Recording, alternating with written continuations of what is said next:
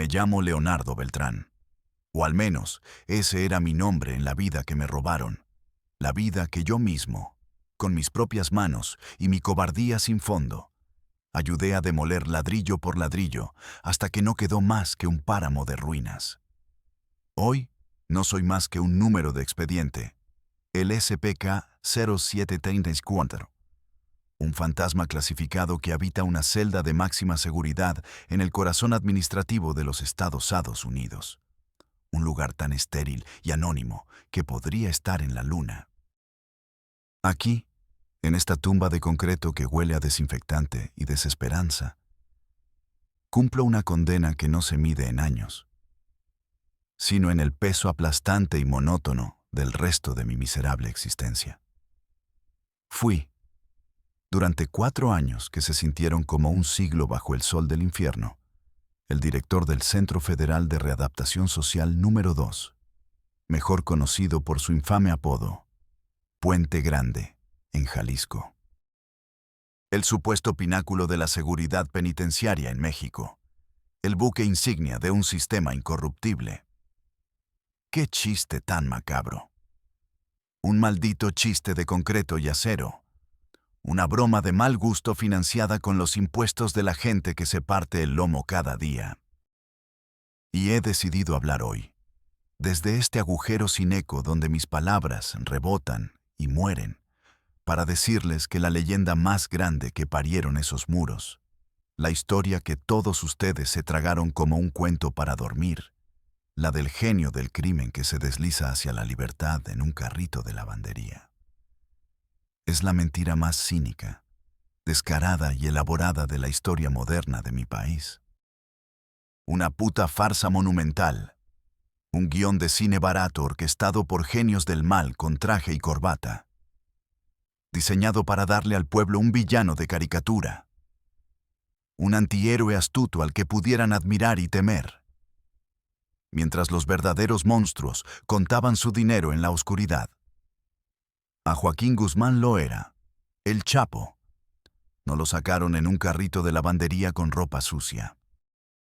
A Joaquín Guzmán Loera le abrieron la reja principal, la misma por la que entraban los camiones blindados y los secretarios de Estado, como si fuera un invitado de honor abandonando el Four Seasons tras una estancia placentera. Y la orden, la pinche orden para abrir esa puerta, no vino de un comandante corrupto de 3 pesos ni de un jefe de custodios con deudas de juego. Vino de arriba, de un lugar tan alto que su sombra lo cubre todo, tan arriba que jamás se han atrevido a levantar la vista para ver quién la proyecta. La orden vino, directa y sin intermediarios, desde la residencia oficial de Los Pinos. La orden la dio, con su propia voz a través de un teléfono seguro, un presidente de México. Y yo fui el pendejo, el miserable instrumento, el dedo tembloroso que apretó el botón. Yo fui el que ejecutó la orden.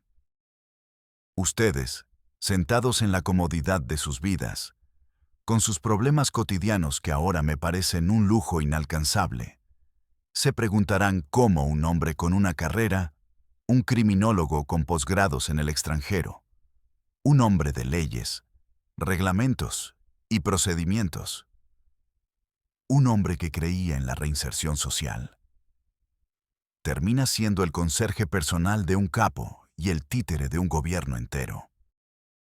Créanme, yo me lo pregunto cada noche, cada amanecer, cuando la luz artificial de esta celda me recuerda que el sol sigue saliendo en un mundo que ya no me pertenece. No fue la plata, no al principio. Sería más fácil para mi conciencia si pudiera decir que fue la simple avaricia. Pero la verdad es más sucia, más humana. Yo creía en el sistema. Joder, yo era el sistema. Creía en el orden, en la justicia, en la idea romántica de que los muros de una prisión servían para separar el bien del mal, para proteger a la sociedad. Pero el sistema es un edificio viejo, apuntalado, lleno de grietas y termitas. y por esas grietas se cuelan las ratas más grandes, las que no roen madera, sino almas. Todo empezó de la forma más sutil, más burocrática, como una infección que no presenta síntomas hasta que es demasiado tarde. Una llamada a la línea directa de mi oficina. Una voz del otro lado, calmada, educada, sin acento norteño. Una voz con la perfecta dicción de un locutor de radio de la Ciudad de México. Una voz que no conocía, pero que, de alguna manera, parecía conocerme desde el día en que nací. Sabía el nombre de mi esposa, Laura. Sabía que mi hija, Sofía, de apenas 8 años, salía del Colegio Cervantes a las 2 de la tarde y que su clase de ballet, que ella adoraba, era los martes y jueves en una academia de la colonia Providencia. La voz no amenazó, no directamente. Fue peor. Fue perversamente amable, casi servicial, como un ejecutivo de cuenta de un banco muy exclusivo. Señor director Beltrán, buenas tardes, me dijo con una cadencia que helaba los huesos. Hablamos en nombre de un grupo de empresarios muy interesados en el buen funcionamiento de su institución. Entendemos que el tráfico a esa hora por la Avenida Vallarta es terrible. Queremos asegurarnos de que la pequeña Sofía no tenga contratiempos en su camino a casa. Podemos ayudar con eso. Podemos hacer su vida y la de su familia mucho más fluida. Solo necesitamos que usted sea receptivo a ciertas necesidades operativas que tiene la empresa. La empresa, así le llamaban. El miedo no es un golpe, es un ácido que se derrama lento, disolviendo cada principio, cada valor, cada gramo de valentía que creías tener. Unas horas después de esa llamada, mientras intentaba convencerme de que era una broma de mal gusto, mi teléfono personal vibró. Un mensaje, sin texto, solo una imagen. Una foto de mi Sofía, con su uniforme escolar a cuadros y sus 2 coletas, comprando un helado de fresa en el parque que está a 2 cuadras de su colegio. Una foto nítida, profesional, tomada con un teleobjetivo. Estaba sonriendo, con esa sonrisa pura que solo tienen los niños. Y en ese instante, en esa sonrisa inocente capturada por un depredador invisible, Leonardo Beltrán, el funcionario público, el hombre de leyes, el padre de familia, murió.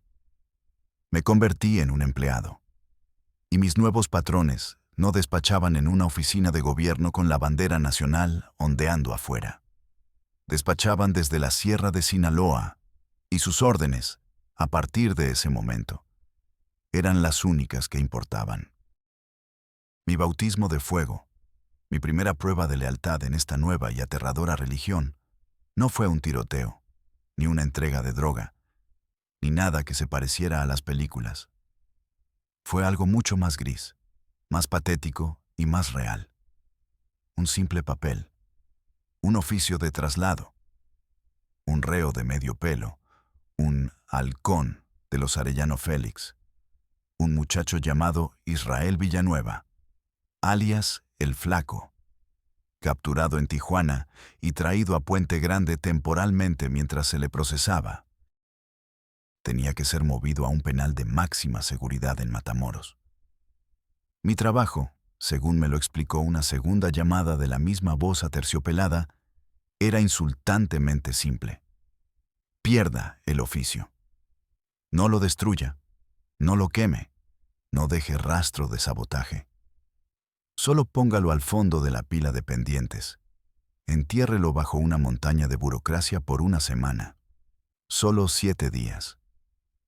Un pequeño error administrativo, director. Sucede todo el tiempo. Dentro de los muros de una prisión, donde el tiempo se estira y se pudre, una semana es una eternidad. Una era geológica, donde pueden pasar 1000 cosas. Recuerdo el momento en que tuve el oficio en mis manos. El papel membretado, el sello oficial. Lo sentí en mis dedos. Su peso era insignificante, pero para mí era tan pesado como una lápida. Caminé por mi oficina, con el corazón martillándome en el pecho. Fui a la charola de traslados urgentes, la levanté y deslicé el destino de El Flaco Villanueva al fondo. Luego puse la pila de papeles de vuelta en su lugar. Un gesto tan simple, tan cobarde. Cada mañana llegaba a mi oficina y lo primero que hacía era mirar esa maldita pila de documentos, sabiendo que en el fondo de ella estaba la sentencia de muerte de un hombre al que ni siquiera conocía. Veía su foto en el expediente. Un chico de 20 y pocos años, con cara de asustado, tratando de parecer rudo. Al tercer día, la tensión era insoportable. Durante el pase de lista en el patio, un lugar que siempre huele a sudor rancio y a cloro, el Flaco tuvo una discusión con un grupo de internos de Sinaloa. El reporte oficial, que yo mismo firmé, decía que fue por una nimiedad, por un cigarro. La verdad, que supe después, es que simplemente lo rodearon. «Oye, Tijuanita», le dijo uno, «¿qué se siente estar tan lejos de casa?» No hubo más palabras. La discusión se convirtió en una carnicería silenciosa y eficiente. Una punta artesanal, un chuzo, hecho con una varilla de construcción afilada durante semanas en el suelo de una celda. Le perforó un pulmón y el vaso. Cayó de rodillas con una expresión de sorpresa en el rostro, ahogándose en su propia sangre. Se desangró en el cemento del patio, bajo el sol implacable de Jalisco, antes de que la camilla de la enfermería llegara siquiera a la mitad del camino. Nadie investigó a fondo. Peleas de presos, una estadística más, papeleo extra para un día ocupado. Otro número en la morgue. 2 días después, cuando la semana de plazo aún no terminaba, un hombre me esperó junto a mi auto en el estacionamiento del penal. No era el estereotipo del matón. Vestía un traje sencillo, color arena, zapatos boleados, sin joyas. Parecía un contador, un gestor. Me entregó un sobre manila, grueso y pesado. «Un agradecimiento del señor Guzmán por su eficiencia administrativa, director», dijo con una media sonrisa que no le llegó a los ojos, y se fue caminando sin prisa, perdiéndose entre los coches. Me temblaban las manos al abrirlo en la soledad de mi coche, con el motor apagado. Dentro había fajos de billetes de $100, perfectamente ordenados. $50,000. Más de lo que ganaba en un año de trabajo honesto. No sentí la euforia del dinero nuevo. Sentí un asco profundo, un frío que me recorrió la espalda y se instaló en mi estómago. Sentí que acababa de vender un pedazo de mi alma por el silencio de un trozo de papel. Pero debajo del asco, y esto es lo que me avergüenza admitir ante Dios y ante ustedes, también sentí el alivio abrumador, casi orgásmico, de saber que mi hija, esa tarde, llegaría a casa sin problemas. Ese fue el gancho. Te presentan una elección imposible entre tu conciencia y la seguridad de tu familia. Y la elección, aunque te destroce por dentro, es jodidamente fácil. Te conviertes en un monstruo para proteger a los que amas, sin darte cuenta de que, al final de ese camino, los pierdes de todas formas. Porque el hombre en el que te conviertes ya no es digno de su amor, ni siquiera de su recuerdo.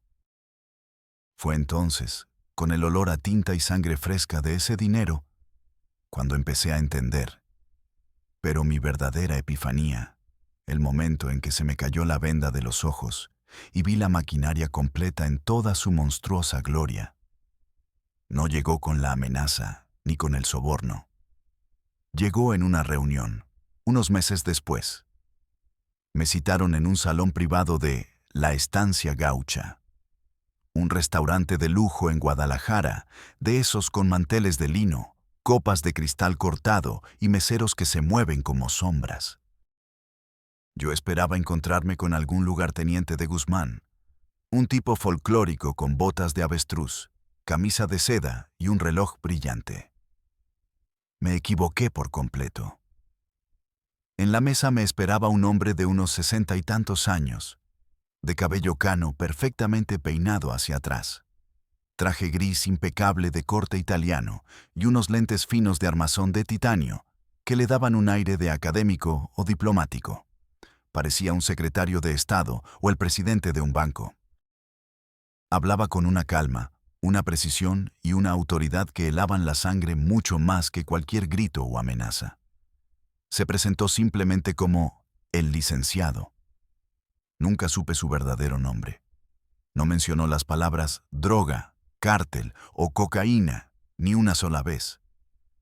Habló de gobernabilidad, de equilibrio de fuerzas, de la necesidad imperativa de mantener la plaza tranquila para fomentar la inversión extranjera. Me explicó, como un profesor de ciencias políticas le explicaría a un alumno lento, que el cártel de Sinaloa no era simplemente una organización criminal. Era una herramienta de control social y económico. Piense en ellos, director, me dijo mientras revolvía su espresso con una cucharilla de plata, sin mirarme, concentrado en el pequeño remolino negro. Piense en ellos como en una empresa paraestatal, no oficial. Una especie de Pemex de los narcóticos, si me permite la analogía. Regulan un mercado que el Estado, por hipocresía internacional y acuerdos con los gringos, no puede. Generan empleos, miles de ellos. Pagan impuestos, aunque no precisamente al SAT. Y lo más importante, director, y quiero que entienda esto muy bien, dijo, levantando la vista y clavándome sus ojos grises y fríos. Mantienen a raya a los grupos más caóticos, a los Zetas, a los Arellano. Esos no entienden de negocios, solo de violencia irracional, de terrorismo. Matan por placer. Nosotros somos empresarios y la violencia excesiva es mala para el negocio, es mala para el país. Ahí, en ese restaurante de manteles blancos, mientras afuera la gente vivía sus vidas creyendo en la guerra contra el narco que veían en la televisión, comprendí la verdad más obscena. El gobierno no luchaba contra el narcotráfico. El gobierno lo administraba. Había un cártel de caza, el cártel de Sinaloa, y los demás eran la competencia desleal a la que había que exterminar usando todo el poder del Estado.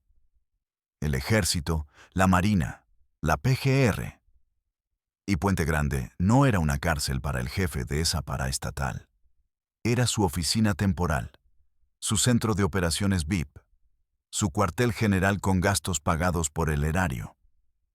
Mi trabajo, a partir de ese día, ya no era ser un simple facilitador ocasional. Era ser el gerente de ese hotel de máxima seguridad. Mi trabajo era asegurar que el señor Joaquín Guzmán Loera tuviera todas las comodidades y herramientas para dirigir su imperio global desde la celda 307 del ala de máxima seguridad. Mi ascenso dentro de esta estructura invisible fue vertiginoso y nauseabundo. Dejé de ser el director para convertirme en el hombre de confianza de adentro, el facilitador, el que resuelve. Mi función era simple y compleja a la vez. Ser el puente, la membrana permeable entre el mundo de adentro y el de afuera, asegurando que para Guzmán no existiera ninguna diferencia. Joaquín Guzmán no vivía como un preso. Vivía como un rey exiliado en su castillo. La celda 307, que en realidad eran 3 celdas unidas discretamente eliminando los barrotes intermedios, estaba impecable.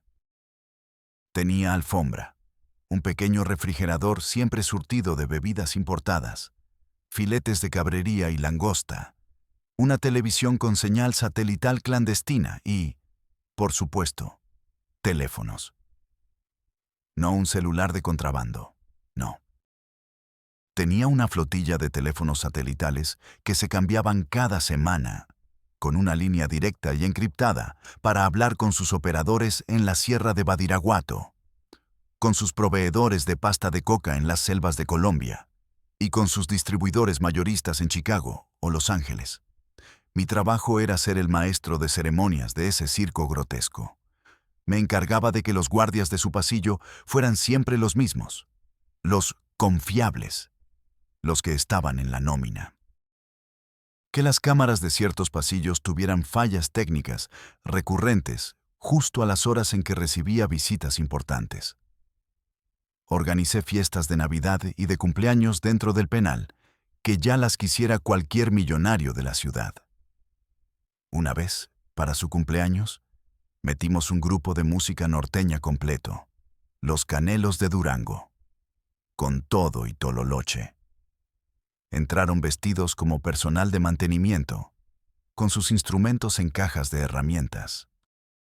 Esa noche corrió el whisky de 18 años y la champaña francesa como si fuera agua. Metía docenas de mujeres, prostitutas de lujo de las mejores agencias de Guadalajara, que entraban en las listas de visita como abogadas o primas lejanas. Vi con mis propios ojos a comandantes de la Policía Judicial Federal y a generales del Ejército, hombres con el pecho lleno de medallas, entrar a la celda de Guzmán. No para interrogarlo, sino para recibir órdenes. Se cuadraban frente a él, un hombre chaparro y bigotón en ropa de preso, y le decían, «Sí, señor», y «A la orden, patrón». Yo era el que coordinaba las agendas, el que pasaba los mensajes cifrados, el que recibía los portafolios repletos de dinero y los distribuía entre la red de corrupción que aceitaba la maquinaria. Custodios, jefes de turno, médicos, personal administrativo e incluso mis propios subdirectores. Todos, absolutamente todos, recibían su igualá mensual. Puente Grande no era una prisión. Era una sucursal del cártel de Sinaloa con presupuesto del gobierno federal. Y Guzmán no era un reo. Era el verdadero director, el jefe de la plaza. Yo solo era su asistente ejecutivo. El punto más bajo, el momento en que me di cuenta de la dimensión real del monstruo al que servía, fue un martes por la tarde. Uno de sus abogados, un tipo astuto y silencioso llamado Óscar Paredes, me pidió que le consiguiera una sala de juntas privada y discreta, para una reunión de suma importancia estratégica.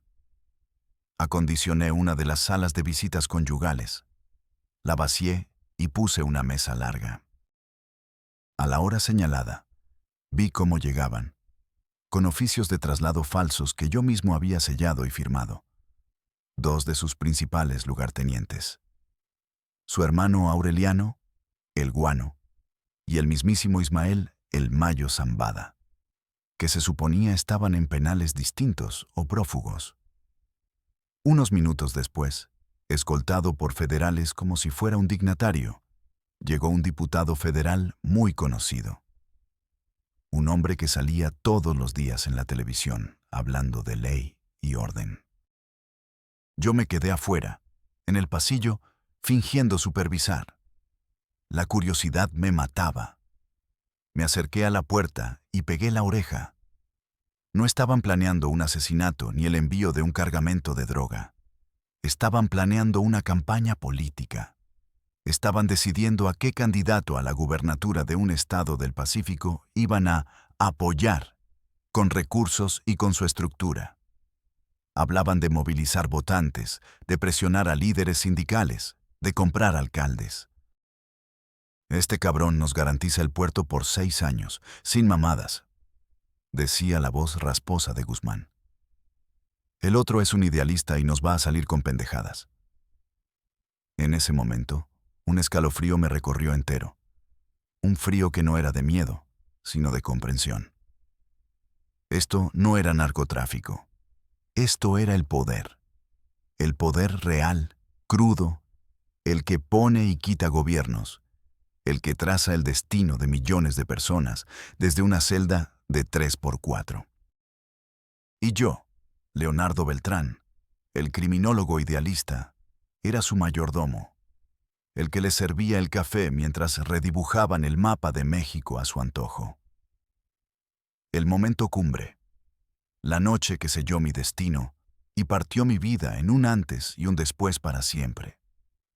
La noche en que vendí lo que quedaba de mi país por la seguridad de mi familia, llegó con el nuevo milenio, en enero de 2001.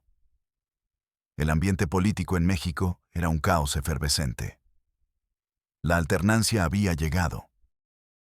Después de 71 años ininterrumpidos de gobierno, el PRI había perdido la presidencia. Vicente Fox, un ranchero grandulón y carismático de Guanajuato, era el nuevo presidente. Su lema era el cambio. Y vaya que las cosas cambiaron, pero no como la gente esperaba. Los pactos de poder, las viejas lealtades tejidas durante décadas en la oscuridad, se estaban renegociando. Unos se fortalecían, otros se rompían. Un par de semanas antes de la fuga, recibí la visita del licenciado del traje gris. Esta vez no fue en un restaurante. Fue en mi oficina, en Puente Grande. Entró como si fuera el dueño del lugar, sin anunciarse. A puerta cerrada, con un vaso de agua mineral Perrier en la mano, fue directo al grano, con la frialdad de un cirujano a punto de amputar un miembro. Director, el panorama nacional está cambiando drásticamente. Hay nuevos acuerdos, nuevas alianzas que se están forjando en este preciso momento. Y el señor Guzmán necesita estar afuera para supervisar la transición. Su presencia en el campo es indispensable para garantizar la paz. Es un asunto de seguridad nacional. ¿Comprende la magnitud? Me quedé helado. Mi mente, condicionada por las películas, voló hacia planes complejos. Un túnel de kilómetros. Un motín coordinado. Un helicóptero aterrizando en el patio. Me equivoqué de nuevo. La realidad era mucho más simple y, por lo tanto, mucho más aterradora. No habrá violencia. Continuó, mirándome fijamente por encima de sus lentes, y sus ojos grises parecían leer hasta el último de mis miedos. No habrá espectáculo. Esto no es una película de Hollywood. Será una salida limpia, una extracción quirúrgica. Usted solo tiene que seguir las instrucciones que se le darán al pie de la letra. Su cooperación garantizará la estabilidad del país y la de su familia. La última frase colgó en el aire, cargada de veneno. Las instrucciones llegaron 3 días antes del evento. En un teléfono satelital encriptado que me entregó y que, me dijo, se autodestruiría 24 horas después de la operación. La fecha. La noche del 19 de enero. El plan era de una simpleza genial, insultante. A las 21:00 horas en punto, se activaría una alarma de incendio en el ala norte del penal, en los talleres de carpintería, lo más lejos posible del pabellón de máxima seguridad. Eso, por protocolo, distraería a la mitad del personal de guardia y a los bomberos internos. Durante esa ventana de caos controlado, el sistema de cámaras de circuito cerrado del pasillo principal y de la aduana se apagaría por un supuesto mantenimiento de emergencia que yo mismo ordenaría por radio. El jefe de custodios, un hombre de la más absoluta confianza de Guzmán llamado Francisco Camberos Rivera, alias El Chito, un tipo callado y eficiente, escoltaría personalmente a Guzmán desde su celda, no hacia el área de lavandería como dice el cuento, sino hacia el área de servicios generales, cerca del vestidor de los guardias. Allí, Guzmán no se metería en un carrito. Eso fue la coartada, el detalle ridículo y memorable para que la prensa y el pueblo tuvieran de qué hablar durante años. La verdad es que se cambió de ropa. Se puso un uniforme completo de la Policía Federal Preventiva, con todo y gorra, que le habían metido días antes en una caja de herramientas de un supuesto equipo de mantenimiento. Y salió caminando. Caminando, ¿entienden la magnitud de eso? Atravesó 3 filtros de seguridad internos, donde los guardias, previamente instruidos y generosamente pagados por mí, simplemente saludaron militarmente y le abrieron el paso. «Buenas noches, comandante», le decían sin mirarlo a los ojos. El chito lo llevó del brazo, como si fuera un superior, hasta el portón vehicular de la aduana, el último filtro antes de la calle. Yo estaba en mi oficina, con las luces apagadas, mirando hacia el patio a través de las persianas, escuchando el silencio en la radio de comunicación interna, un silencio que gritaba. El corazón me latía en la garganta con una fuerza que creí que me rompería las costillas. Cada segundo era una tortura de ácido y adrenalina. A las 21:45 en punto, sonó mi teléfono directo, la línea roja que solo usaban desde la Ciudad de México. Era la voz del licenciado, tan calmada como siempre. «Director, es momento. Abra el portón principal». Esa era mi única participación activa. El último eslabón. La orden final que me convertiría en traidor a todo lo que alguna vez juré defender. Tragué saliva, pero no había saliva en mi boca. Descolgué el teléfono del conmutador interno que conectaba con la caseta de la aduana. Mi voz salió como un susurro ronco, irreconocible. «Aduana», habla el director Beltrán. «Abran el portón. Autorización presidencial». Del otro lado, un silencio de 2 segundos que me pareció una vida entera. Y luego un «a la orden, director». Sin preguntas, sin dudas. Escuché a través de la ventana el chirrido metálico y pesado del gran portón de acero abriéndose. Vi las luces de un sedán negro, un Grand Marquis sin placas, entrar al complejo, detenerse apenas 30 segundos junto a la puerta de servicios y luego salir quemando llanta, desapareciendo en la noche.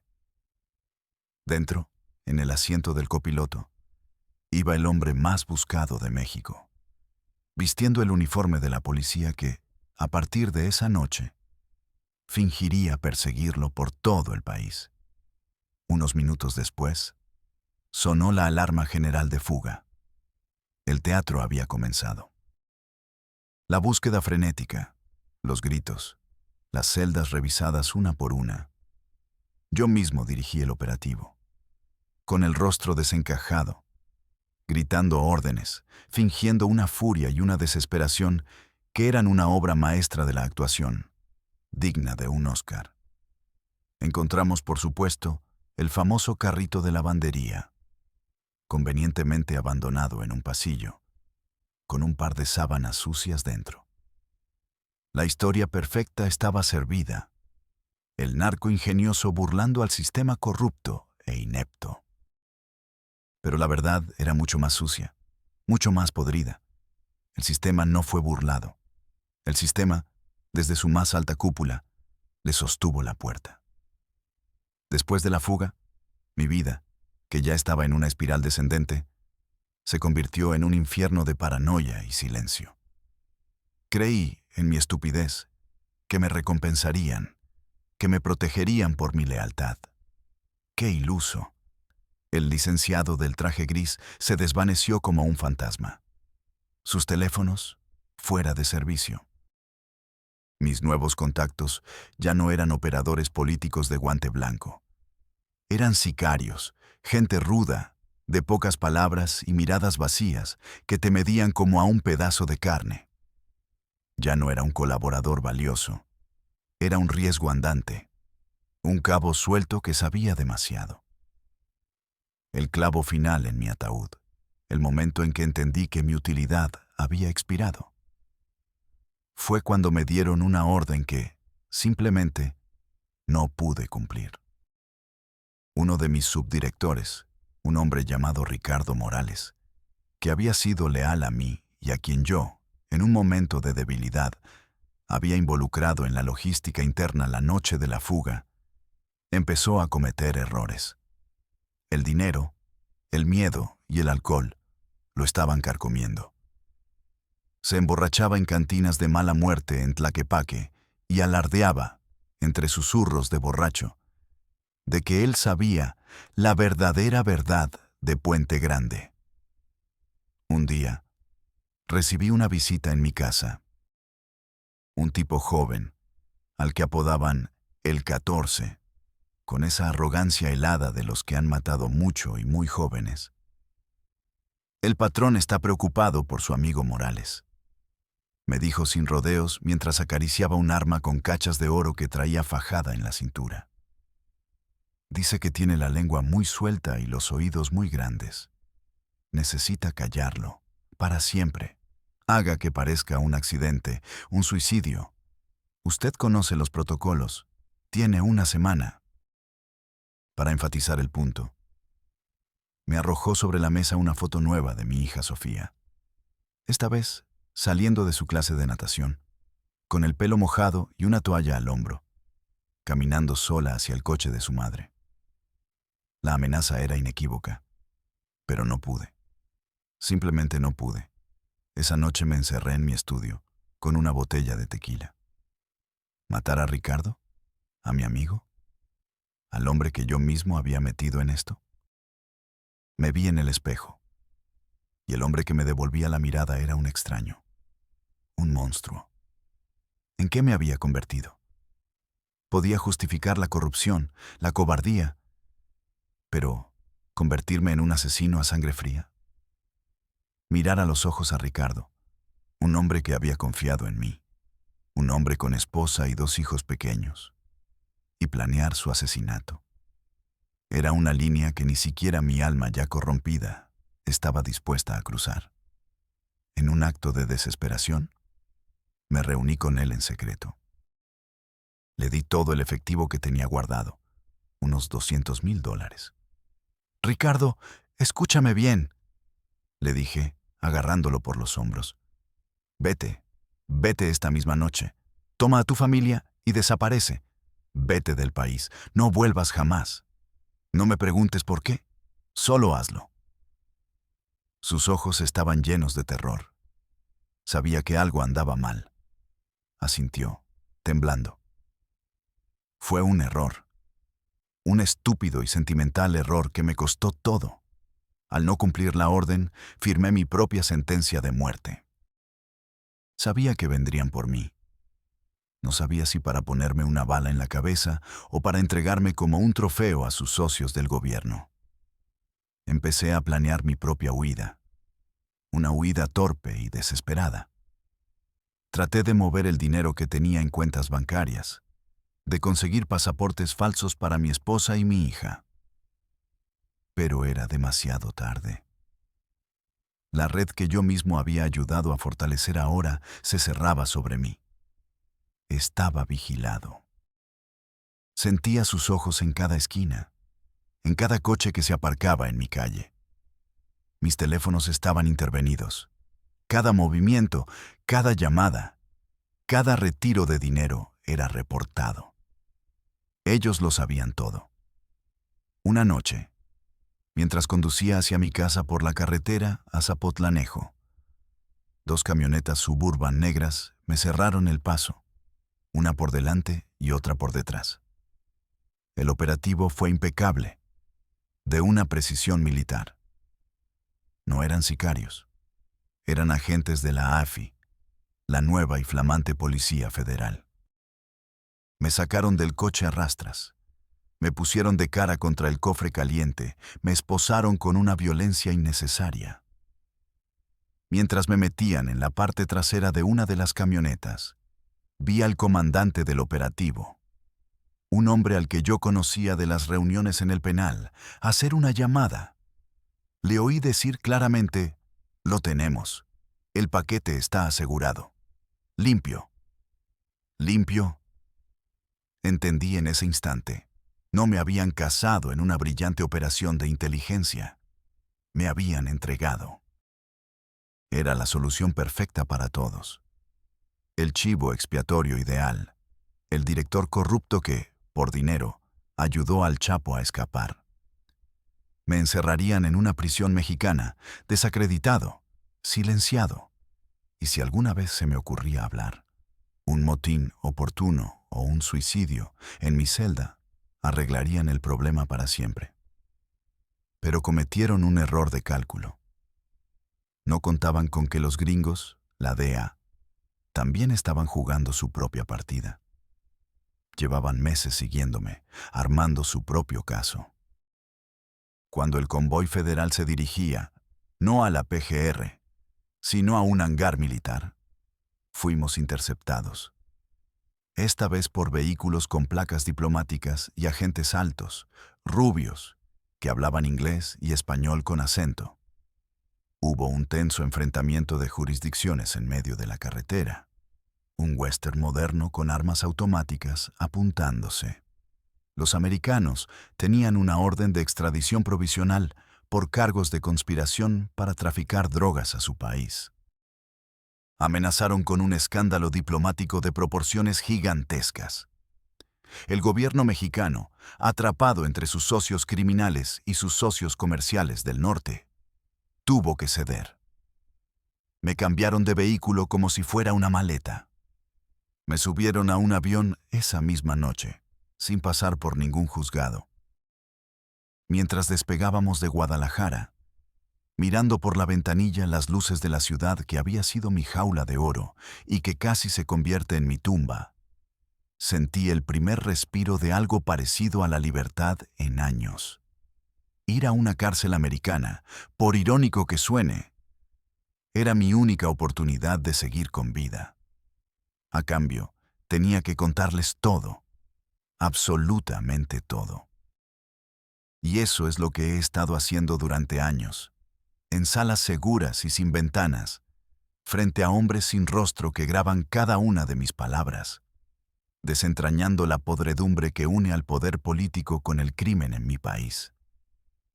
Y ahora estoy aquí, en esta caja de concreto de 2 por 3 metros, a miles de kilómetros de todo lo que alguna vez llamé mío.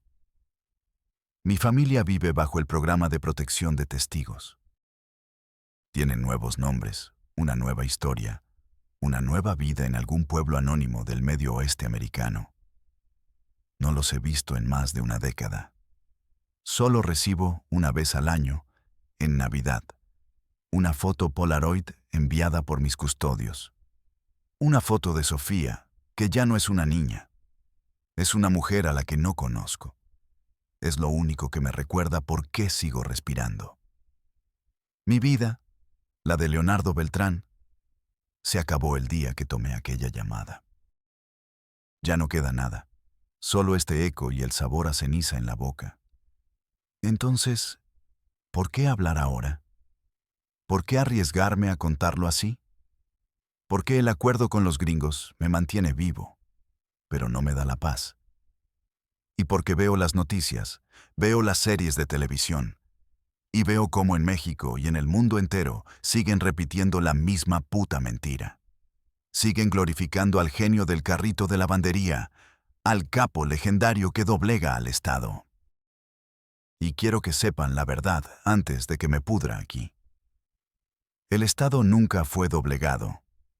El Estado fue, y sigue siendo, su principal socio. El monstruo que ven en las noticias, el que decapita, el que disuelve en ácido, es solo el perro de ataque, la cara violenta que muestran para asustarlos.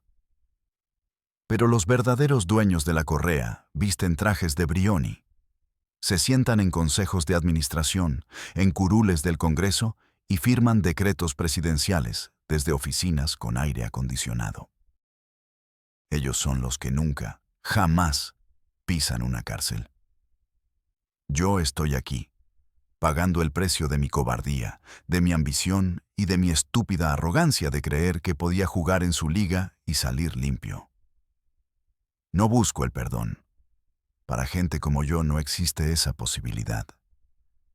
Solo quiero que, antes de que el silencio me trague para siempre, mi voz quede flotando en alguna parte, para que cuando vean a esos políticos sonrientes prometerles seguridad y justicia, recuerden mis palabras. Recuerden que el pastor y el lobo, en mi país, a menudo cenan juntos en la misma mesa y se reparten el rebaño. Y si alguna vez la vida fácil, el dinero rápido del narco, les parece una opción atractiva, una salida a sus problemas, por favor, recuerden esta celda, este silencio que enloquece, esta nada absoluta, porque este es el verdadero final del camino. De aquí, de este silencio de concreto, no hay regreso. No lo olviden jamás.